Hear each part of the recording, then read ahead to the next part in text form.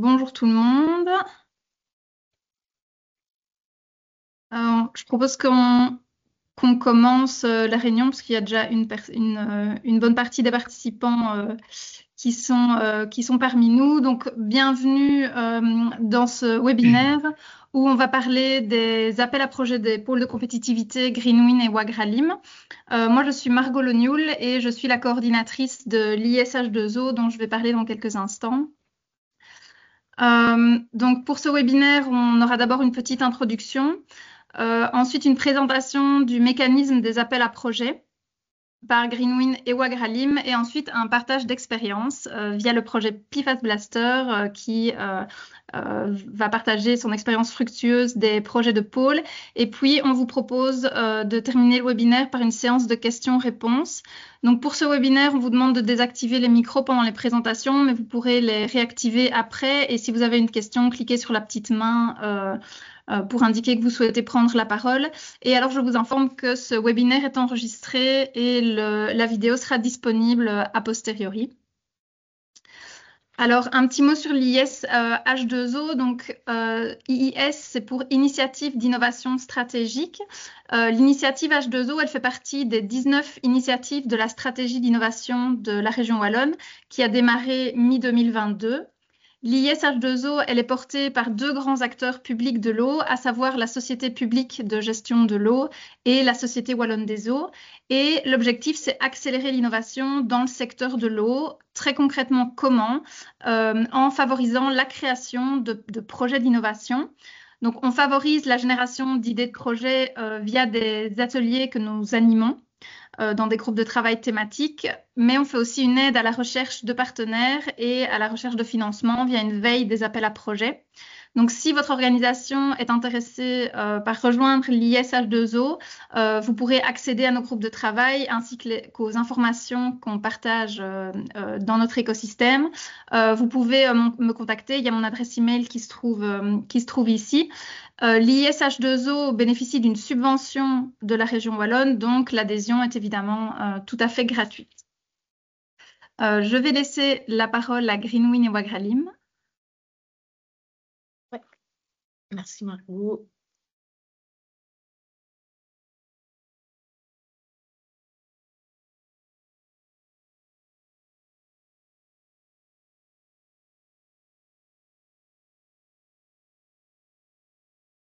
Est-ce que vous voyez bien mon écran en grand? Oui. Ouais. Super. Donc, comme Margot a dit, je suis Adèle Folichère, chargée de projet en innovation chez Greenwin. Et du coup, avec mon équivalent chez Wagralim, Guillaume Hulin, on va vous présenter un petit peu qu'est-ce que c'est un projet de pôle R&D, qu'est-ce qu'on peut faire rentrer comme type de projet dans ce mécanisme, et puis un petit peu comment fonctionne la procédure. Un petit mot sur nous. Donc, nous, on est Greenwin. On est un pôle de compétitivité de la région. On se concentre sur 3 secteurs, donc la chimie, la construction et l'environnement. On a 220 membres donc, qui se répartissent parmi ces 3 secteurs. Ici, sur l'eau, on va le retrouver dans le thématique environnement, parmi notre domaine stratégique eau, boue, air et émissions. L'eau fait également partie de nos priorités stratégiques pour notre feuille de route 2025-2030, particulièrement les technologies de traitement. Voilà, peut-être laisser Guillaume dire un mot sur Wagralim et leurs activités. Oui, bonjour à toutes et à tous. Donc Guillaume Hulin du pôle Wagralim. Donc Wagralim, c'est le pôle d'innovation du système alimentaire. Et donc comme tous les pôles de compétitivité, on a défini des thématiques prioritaires, donc des domaines d'activité stratégiques. Et pour Wagralim, vous les découvrez à l'écran. Donc il y en a 3. Ils sont assez larges. Le premier concerne les systèmes agroalimentaires interconnectés et durables. Donc, ça va être toutes les filières du champ jusqu'à l'assiette. Et une deuxième thématique où on va justement retrouver plus particulièrement la dimension de l'eau et de la gestion de l'eau, c'est comment avoir une industrie plus efficiente et transparente. Et une dernière thématique qui concerne donc la nutrition, le consommateur et tous les impacts positifs sur la santé lorsqu'on a une alimentation saine et équilibrée. Voilà, on peut avancer. Donc pour rappeler brièvement les grands principes d'un projet collaboratif avec un pôle de compétitivité. Donc, comme je viens de le dire, c'est un projet collaboratif donc, qui implique au minimum 4 partenaires, donc deux entreprises dont une PME et 2 unités de recherche. Et donc les partenaires vont s'engager ensemble vers un objectif commun.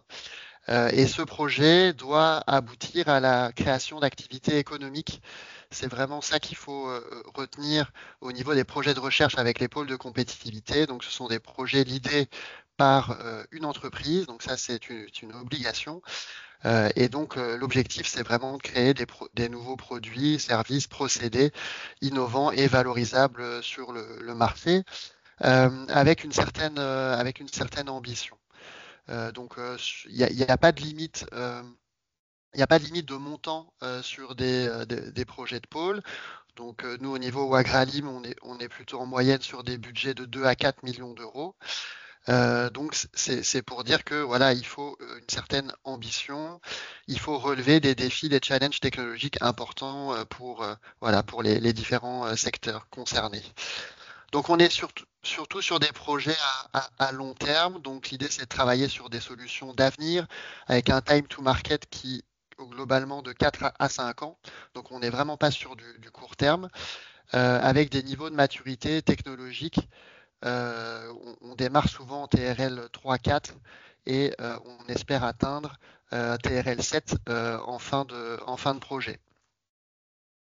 Donc la durée des projets, c'est un maximum de 4 ans. Donc on est sur du 2 à 4 ans. Alors, au niveau du financement, donc là, ça va dépendre un petit peu de la taille de la structure et du degré de risque au niveau des activités de recherche. Donc vous voyez les taux, donc ça va de 40% jusqu'à 100% pour les universités et c'est 85% pour les centres de recherche. Donc voilà, on va varier dans cette fourchette. Et en fait, ça va se justifier au niveau de la prise de risque. Évidemment, plus on est en amont, mieux on va être financé et plus on sera en aval avec des démonstrateurs, des prototypes. Et alors là, le taux de financement sera moins important. Donc on est vraiment sur du subside ici et donc ça permet en fait d'accéder à un taux de financement le plus intéressant en région wallonne parce qu'on cumule plusieurs critères, on a l'aspect collaboratif et on a un degré de risque important et l'idée de ce dispositif c'est justement de diminuer la part de risque au niveau des différents partenaires, notamment des entreprises. Voilà, donc il y a quelques règles et ratios en fait à respecter. Il y en a deux pour vraiment rentrer et cadrer avec les appels des projets de pôle. La première règle, c'est il faut que le budget des entreprises soit au minimum de 65% par rapport au budget global. Donc c'est ce que je vous disais tout à l'heure. On est bien sur des projets portés par des entreprises. Et donc ça, c'est le premier ratio à respecter. Donc c'est une cible à atteindre. Après, on peut avoir des cas particuliers et si c'est argumenté, on peut être un peu en dessous des 65, mais ça reste quand même l'objectif d'être un minimum à 65%. Et le deuxième ratio, c'est qu'un budget ne peut pas être pris par une seule entreprise, donc ne peut pas prendre 70% du budget des entreprises. Donc si on a une entreprise qui prend plus de 70% du budget, là on rentrera moins dans l'esprit en fait d'un projet collaboratif. Au niveau des frais éligibles, à peu près tout est éligible. Ce qui ne sera pas éligible, ce sont tout ce qui concerne les activités routinières et usuelles de l'entreprise. Donc on est là pour financer un projet avec un début, une fin, et donc soutenir les tâches et les activités de ce projet de recherche. Alors, au niveau de la vie d'un projet, donc ici vous avez un petit peu une vue sur l'ensemble des différentes étapes par lesquelles on va passer. Donc voilà, il faut avoir en tête que c'est quand même relativement long. On compte à peu près 6 mois pour le montage du projet et puis 1 an pour vraiment le démarrage effectif du projet. Au niveau du montage, je passerai sur les étapes en détail après, mais l'idée, c'est que globalement, on va succéder des phases de rédaction, puis des phases d'évaluation.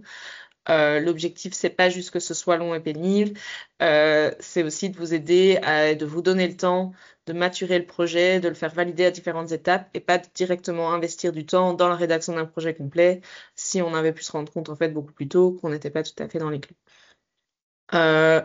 Ça, c'est pour l'étape de montage de projet. Vous voyez ensuite qu'il y a toute une étape de passage au jury. Tous nos projets sont validés, enfin, le jury final, c'est un jury externe au pôle, externe au gouvernement wallon, qui va vraiment évaluer les projets et qui a le mot de la fin sur le financement ou pas du projet. Une fois qu'on a son accord, le projet peut démarrer de façon effective. Nous, chez Greenwind et Wagralim, on vous accompagne vraiment pendant la partie montage de projet. Et donc, on est vraiment là pour vous aider, accompagner, faire mûrir le projet. On va vous orienter l'idée de projet vers le mécanisme de financement approprié. Si c'est celui-ci, ben, tant mieux, c'est celui-ci. On peut vous aider, mais on peut aussi vous aider à orienter vers un des autres mécanismes de la région ou un financement européen. On va vous aider vraiment dans le montage de projet, le challenge de l'idée, faire des brainstorming avec vous, relire également tous vos formulaires, faire part de nous, tout ce qu'on connaît dans l'écosystème qui pourrait venir alimenter le projet. Chez Wagralim, ils organisent également toute une série de bootcamps pendant le montage de projet pour vous aider un petit peu aussi à structurer votre pensée.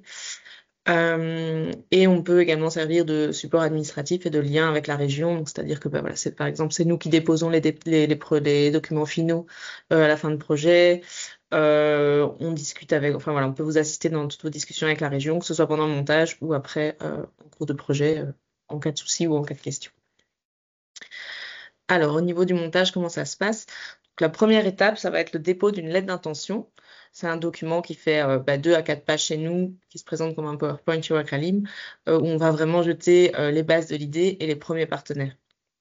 À ce stade-ci, pas besoin d'un partenariat complet, c'est vraiment, voilà, vous marquez votre intérêt en fait pour le mécanisme. Il faut quand même que ce soit relativement mature parce que vous verrez qu'après, ça va très vite. Mais voilà, pas besoin que tout soit finalisé à ce stade. La prochaine deadline pour ces lettres d'intention, ce sera mi-janvier 2025. Mais en règle générale, on a 3 appels par an qui démarrent en mi-janvier, début octobre. Et je suis désolée, je vois une petite faute sur ma slide, donc début juillet. Alors, une fois qu'on a déposé cette lettre d'intention, voilà, vous avez une première discussion avec nous pour qu'on vous oriente, voir si c'est la bonne, voilà, si on est dans les clous. Vous passez ensuite à la rédaction d'un document qui fait une 15aine de pages, qui s'appelle l'avant-projet, où vous allez déjà mentionner quels sont vos objectifs et vos livrables, qu'est-ce que vous connaissez du marché, déjà une première idée de l'état de l'art. C'est un document qui est relativement concis, mais à la fois qui doit être très complet. Et donc, c'est souvent un challenge de faire rentrer toutes ces idées en 15 pages, mais c'est intéressant pour bien structurer le projet. À ce stade-ci, on va attribuer les taux de subside et alors le consortium sera figé. C'est-à-dire que vous ne pourrez plus rajouter de partenaires après cette étape-ci. Le budget doit être relativement bien évalué déjà aussi à cette étape parce qu'on ne pourra plus le modifier énormément par après.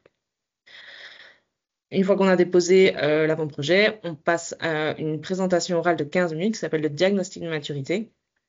Donc, vous présentez devant différentes personnes, un représentant de l'administration, un représentant de l'administration, mais plutôt sur la partie financière, différents experts qu'on aura mandatés, nous, au pôle, pour venir relire le projet, vous formuler des commentaires, formuler vraiment une évaluation constructive du projet.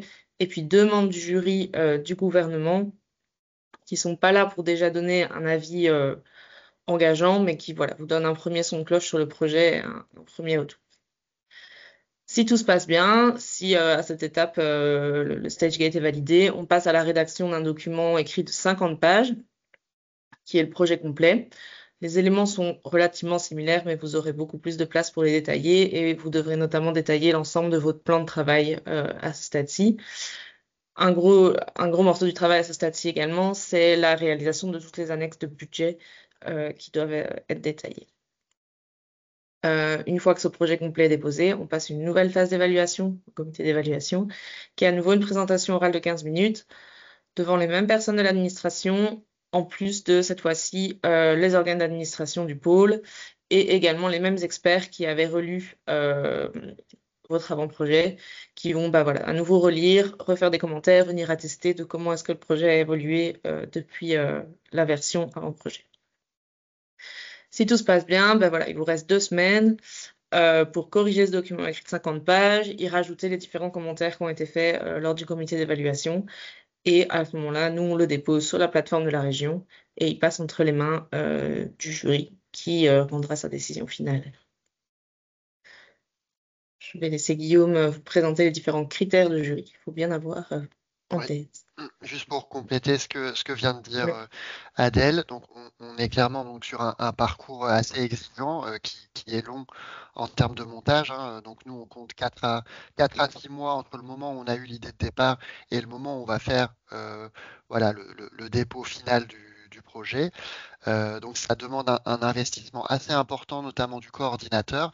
Après, la bonne nouvelle, c'est que vous êtes accompagné par les pôles Greenwin et Wagralim à chaque étape, donc vous êtes vraiment guidé, orienté. Et en plus, ce parcours permet d'avoir un taux de succès assez important. Donc nous, on est à peu près à 75% de retour favorable à partir du moment où où le projet est déposé auprès du jury du gouvernement wallon. Alors justement, quels sont les critères par rapport à l'évaluation du jury? Donc le critère, allez, je veux dire, un des plus importants et sur lequel on va vraiment apporter une attention particulière, notamment dès l'avant-projet, pour bien être sûr que le projet rencontre une demande et répond à des attentes du marché. Ben donc c'est la partie marché. Donc connaissance du public cible, des segments de clients. Est-ce que vous avez des éléments de preuve? Donc on demande parfois des lettres d'intention de clients potentiels. Voilà. Est-ce qu'au niveau des acteurs concernés, des parties prenantes, il y a un terrain favorable qui montre qu'il y a réellement un marché, une place à prendre?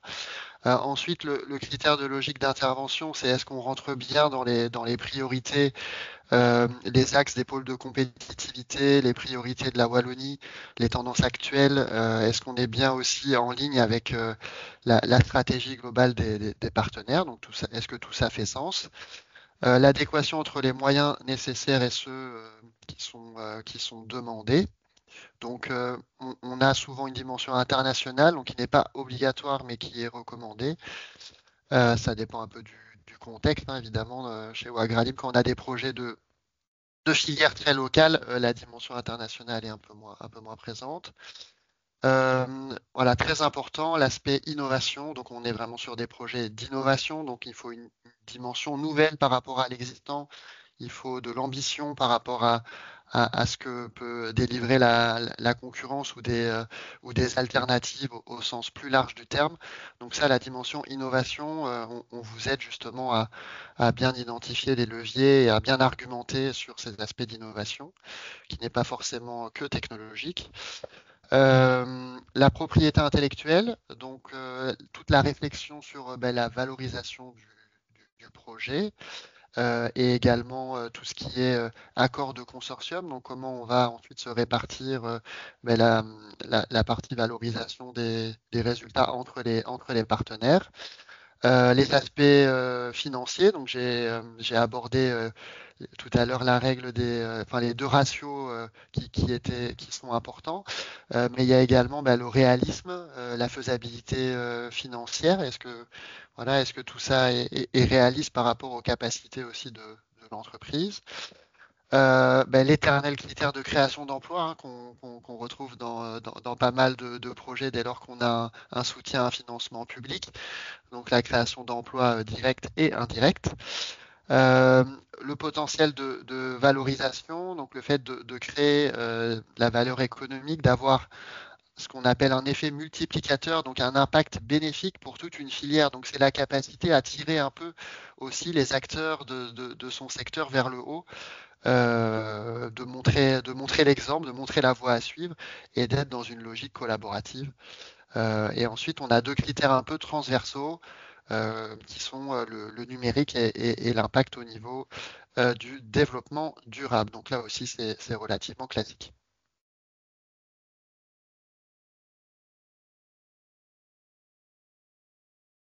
Ton micro est resté coupé, Adèle. Excusez-moi. Voilà. Je disais que j'allais vous présenter quelques exemples de projets qui ont été financés par le passé, qui sont finis ou en cours. Voilà, ça vous donne un petit peu des idées du type d'activité qu'on va pouvoir financer ici. Donc, en premier, le projet MEDIX, qui visait au développement d'une solution de traitement des résidus pharmaceutiques par voie biologique, qui est aujourd'hui terminée et qui avait été réalisée à l'époque par John Cockerill-Balto, Symbio Concept Products, et côté scientifique, le CEPEDO, le CART et le LIST Luxembourg.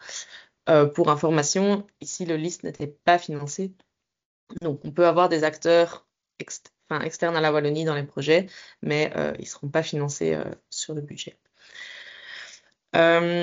Ici, le projet SFP Liner qui, lui, vise au développement d'un système de gaine résine qui va venir chemiser l'intérieur des réseaux de canalisation. L'idée, ben, voilà, c'est de ne pas devoir remplacer ces canalisations, mais de pouvoir les re-étanchéifier sans réaliser d'importants travaux d'aménagement. Au niveau des partenaires industriels, on avait du coup Norditube, Selectcolor, Pipe Consult, HM Sewer et côté scientifique, le Certec, le Santexbel, le Celabor et le Liège. Donc vous voyez également que voilà, on est sur un minimum de 4 acteurs, mais on peut aller sur beaucoup plus de partenaires si on doit aller chercher plus de compétences. Et alors, dernier exemple, le projet Rivialis, qui là vise au développement d'une application de gestion simplifiée de la renaturation des petits cours d'eau, qui là va plutôt du coup développer un outil numérique. Donc, voilà, ça c'est aussi possible de développer des logiciels dans ce type de projet. Dans les partenaires industriels, on avait Stream and River, Capta Survey, Scale-up, et côté scientifique, l'ULiège et l'UC Louvain. On a d'autres projets qui sont plus récents, qui viennent d'un appel qu'on a lancé l'année passée avec Wagralim, qui était thématisé sur l'eau. Donc deux beaux projets en sont sortis, certains sont toujours en montage. Je laisserai Aude et Christian vous parler du projet PFAS Blaster juste après. Avant de leur donner la parole, un petit rappel que l'ISH2O organise toute une série de groupes de travail. Ça peut vraiment être des endroits où vous venez idéer pour peut-être éventuellement déposer des projets collaboratifs par la suite ou autres. Donc voilà, vous aurez les slides par après, mais n'hésitez pas à jeter un petit coup d'œil au calendrier. Et alors, si vous avez envie d'en savoir plus, déjà, n'hésitez pas à nous contacter, moi et Guillaume. Je vous ai remis quelques liens utiles ici. Donc, les liens vers nos portefeuilles de projets respectifs, si vous voulez aller voir un petit peu d'autres exemples de projets. Le lien vers le calendrier des appels pour avoir exactement toutes les dates du projet qui va venir. Le lien vers le réseau Apprenant Eau, qui est un réseau organisé par Wagralim qui travaille surtout sur la réutilisation de l'eau dans les entreprises agroalimentaires. Je laisserai Guillaume en dire un mot s'il le souhaite après. Et alors, pour info, en plus des projets R&D, on a également un mécanisme qui vous permet d'avoir quelques pourcentages supplémentaires pour des projets d'investissement. Voilà, si vous avez des questions là-dessus, n'hésitez pas également à nous recontacter. Merci beaucoup pour votre écoute.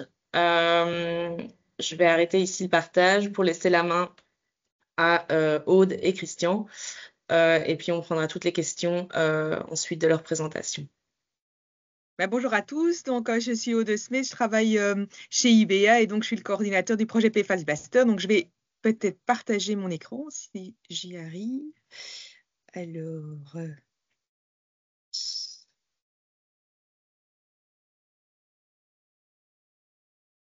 vais partager comme ça sera plus simple. Dites-moi si vous voyez mon écran. Oui. Ok, super. Alors je vais nous mettre en slideshow. Donc voilà, je vais vous parler du projet PFAS Blaster, donc qui est un projet qui a été supporté par le pôle Greenwin. Donc, c'est un projet qui vise au développement d'un traitement pour l'élimination des PFAS sur différents types de matrices, donc des matrices eau et charbon actif, en utilisant un faisceau d'électrons, donc via un accélérateur de particules, et en utilisant également en synergie de la bioremédiation avec également la régénération des supports filtrants, donc du charbon actif. Alors, les partenaires de ce projet sont, donc on a 3 partenaires industriels, donc il y a IBA pour la partie faisceau d'électrons et donc accélérateur de particules. On a Hydrabel pour la partie bioremédiation, donc l'utilisation de micro-organismes pour le traitement des micropolluants.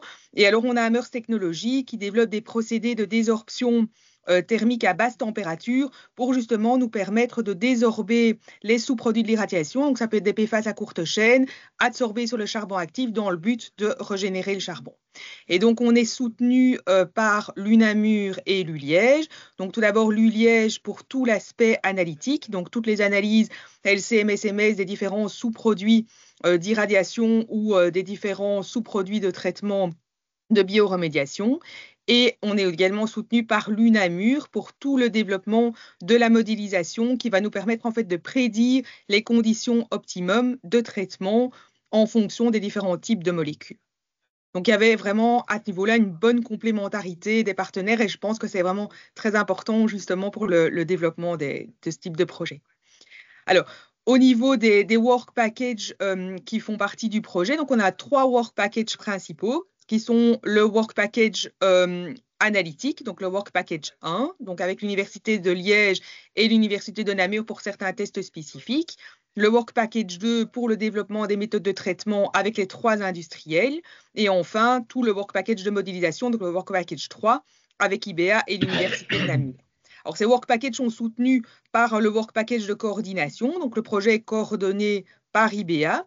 Et donc, on a également un work package d'ACV, donc c'est l'analyse du cycle de vie du procédé avec les 3 industriels. Et enfin, un work package de valorisation par l'ensemble des partenaires. Et donc, au niveau des produits, procédés et services qui devraient découler de ce projet, on a au niveau de l'Université de Liège le développement de protocoles d'analyse spécifiques de dosage de PFAS, donc éventuellement le développement d'un service d'analyse et de dosage des PFAS.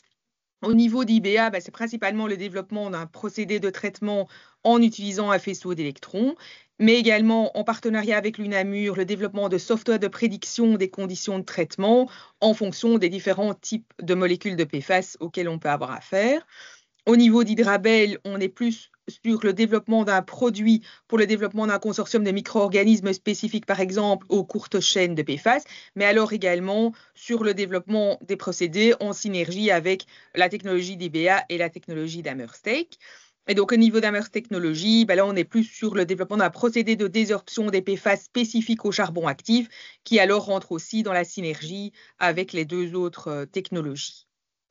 Alors, je vais peut-être laisser Christian présenter l'output de l'accompagnement du pôle Greenwind par rapport à notre projet, s'il n'est pas trop malade. Bonjour à tous. Bonjour, désolé pour ma voix, je suis un peu malade, j'espère pouvoir tenir le coup sans trop tousser. Voilà. Alors, on a bien sûr bénéficié du support du pôle Greenwind à différents niveaux. Je vais reprendre un peu ce que Adèle a dit précédemment, mais voilà, ici c'est plus au niveau de notre vécu.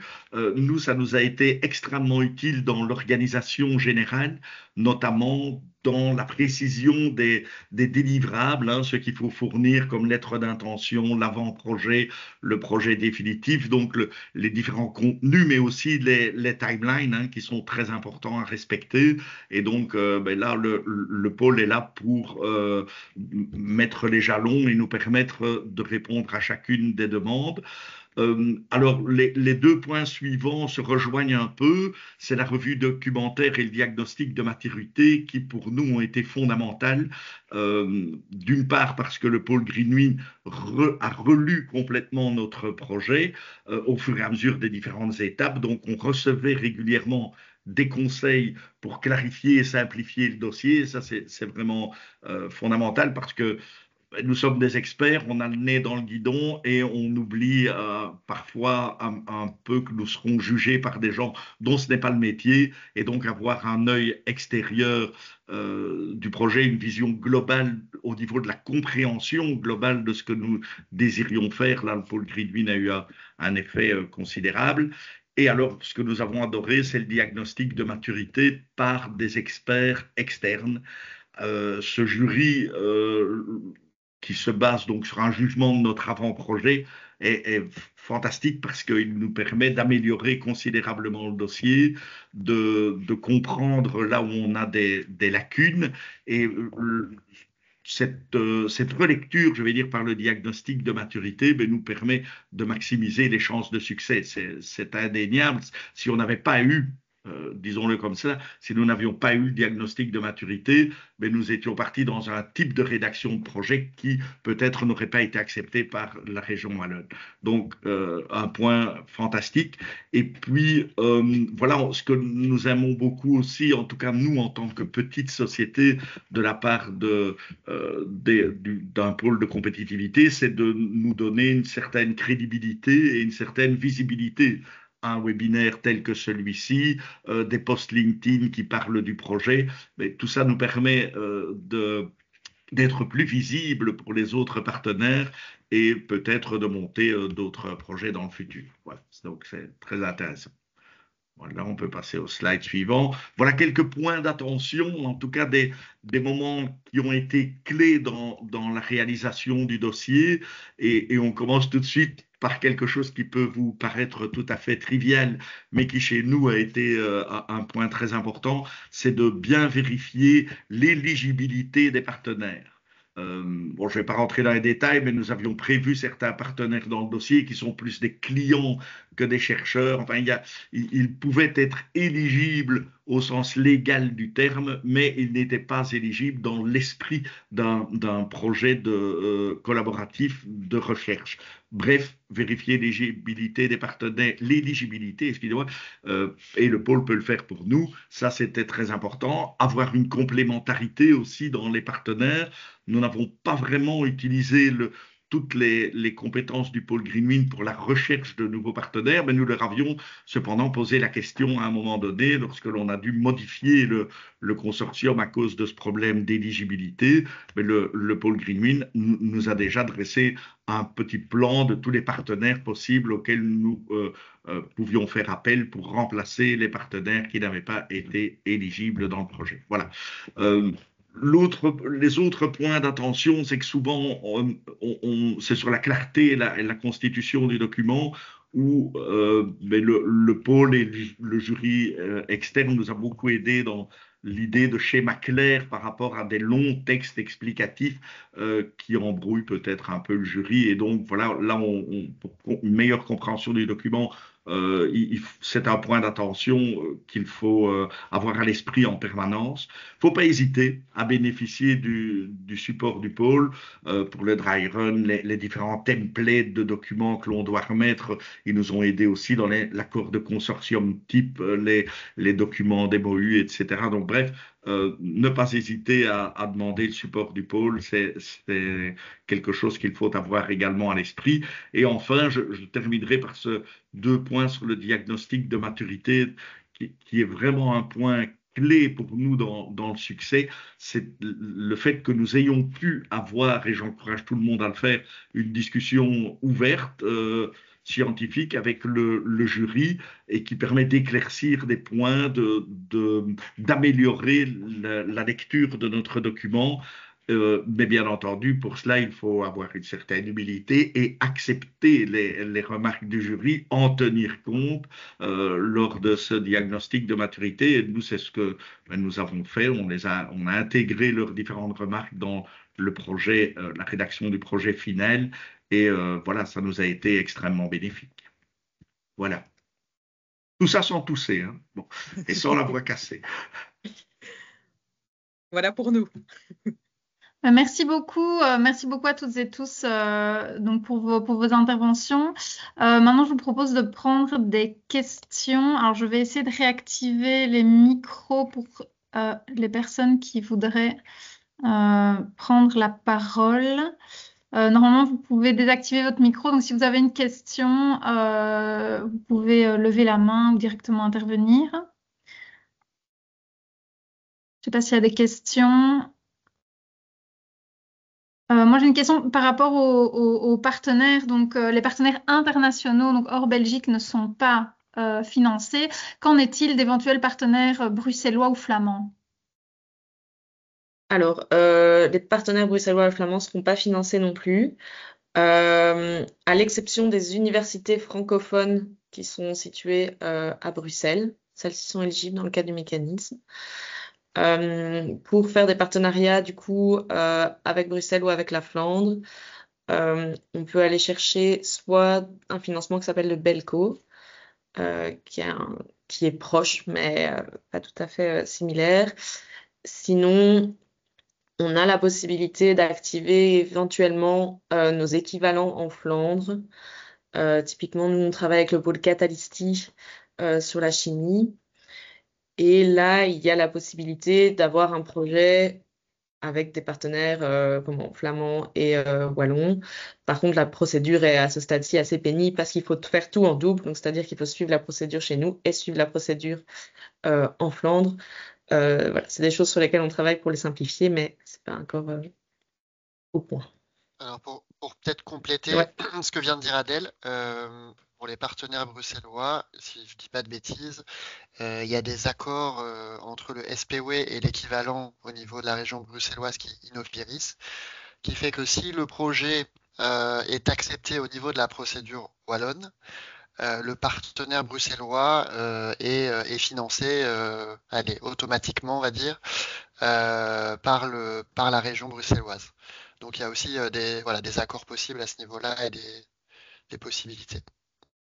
Ouais, et alors peut-être pour compléter, l'entreprise peut avoir un siège social à Bruxelles, mais si elle a un siège d'exploitation en Wallonie, elle est éligible. Moi aussi, ouais. Donc il suffit d'un siège d'exploitation. Mais voilà, ça, c'est des discussions qu'on a pour chaque projet, le cas échéant, voir si l'entreprise peut justifier d'activités suffisantes en Wallonie que pour justifier d'être financée par la région wallonne. Ok, merci beaucoup pour les précisions. J'ai une question dans le chat. Est-ce que l'accompagnement du pôle est payant? Alors, pas directement. Il y a quand même plusieurs frais qui sont liés au dépôt du projet. Donc, c'est-à-dire que quand on dépose l'avant-projet, il y a des frais forfaitaires de 1 500 € qui s'appliquent, qui servent en réalité surtout à payer les experts que l'on mandate pour relire votre projet. Et alors, si le projet est labellisé, on prélève des success fees de 2% sur le subside reçu par les industriels. Voilà. C'est comme ça que nous, on se rémunère. Et alors, vous devez être membre du pôle pour faire partie d'un projet. Donc ça, c'est valable pour le porteur, pour le coordinateur de projet ou pour tous les membres du consortium? Pour tous les membres du consortium. Donc, tous les membres du consortium doivent faire partie du pôle. On a parfois le cas où des projets sont collabellisés, donc c'est-à-dire qu'on a 2 pôles qui suivent un projet. Dans ce cas-ci, le coordinateur doit être membre du pôle primaire. Donc, par exemple, le projet Blaster, on avait Greenwin en pôle primaire, le pôle Mécatech en pôle secondaire. IBA devait donc être membre de Greenwin. Les autres peuvent être membres de l'un ou l'autre selon leur intérêt. Je ne sais pas s'il y a d'autres questions dans le chat ou quelqu'un souhaite lever la main. Sinon, autre question, si jamais un consortium vient vers vous avec une lettre d'intention, mais que, par exemple, le pôle Greenwin, vous identifiez que ce n'est pas tout à fait votre thématique, mais que le projet a réellement un intérêt, qu'est-ce qui se passe dans ces cas-là? Alors, si c'est pas dans nos thématiques, ce qu'on va faire, c'est qu'on va renvoyer l'idée de projet vers un autre pôle. A priori, les pôles sont conçus de façon à ce qu'on recouvre l'entièreté des thématiques possibles. Je pense que la seule exception, ça va être le nucléaire, qui fait pas partie des priorités stratégiques de la région. Et donc voilà, c'est globalement ça ce qui se passe. Donc ça, c'est plutôt en termes de thématique. Si au final on se rend compte que c'est pas la thématique qui pose problème, mais plutôt la façon dont le projet est monté, par exemple si on n'est pas sur un projet collaboratif ou si on est sur des montants trop faibles ou alors on est trop avancé en TRL ou ce genre de choses, ben là, nous, on peut faire un travail d'accompagnement également pour orienter vers un mécanisme plus approprié, que ce soit parmi les mécanismes de la région, Wind for Company, etc., ou dans des projets européens éventuellement. Et est-ce que c'est possible pour les membres d'un pôle de bénéficier de votre accompagnement, de votre processus d'accompagnement pour un appel qui ne soit pas un projet de pôle? Donc, par exemple, s'il y a des membres Greenwin ou Wagralim qui voudraient soumettre à un Interreg et qui souhaitent un accompagnement, est-ce que ça, c'est un service que vous offrez? Oui, ça c'est possible. Alors, pour être tout à fait transparent, nous, on est en train de retravailler notre offre de service pour le moment, donc c'est quelque chose sur lequel on retravaille. Mais oui, en théorie, nous, on est vraiment actifs sur tout ce qui est innovation collaborative et donc tout projet d'innovation qui fait intervenir plusieurs acteurs fait partie de nos missions, quoi. D'accord. Et c'est pareil pour Wagralim, Oui, Guillaume? oui, c'est la même chose dans la mesure où ben voilà, on a l'expertise au montage de projet. Finalement, on peut l'appliquer aussi à d'autres dispositifs. Ok, super. Alors, je ne vois pas d'autres questions dans le chat. Je laisse peut-être une dernière chance si un ou une des participants souhaite lever la main pour poser une question. Une fois, deux fois, personne. Ben, merci beaucoup à tout le monde pour vos présentations et pour votre partage d'expérience, Christian et Aude. C'était très intéressant. Donc ici, la présentation, elle a été enregistrée. Donc normalement, vous recevrez la vidéo ainsi que le PowerPoint. Et voilà, si vous avez des questions, que ce soit pour les pôles ou pour Hydrabel et IBA ou pour l'ISH2O via moi, n'hésitez pas à nous contacter et on se fera un plaisir de vous répondre. Merci beaucoup à tout le monde et je vous souhaite une bonne journée. Merci, bonne journée. Merci, Merci, bonne journée. Au revoir. Au revoir. bonne Au revoir. journée. Merci, au revoir. Au revoir. Au revoir.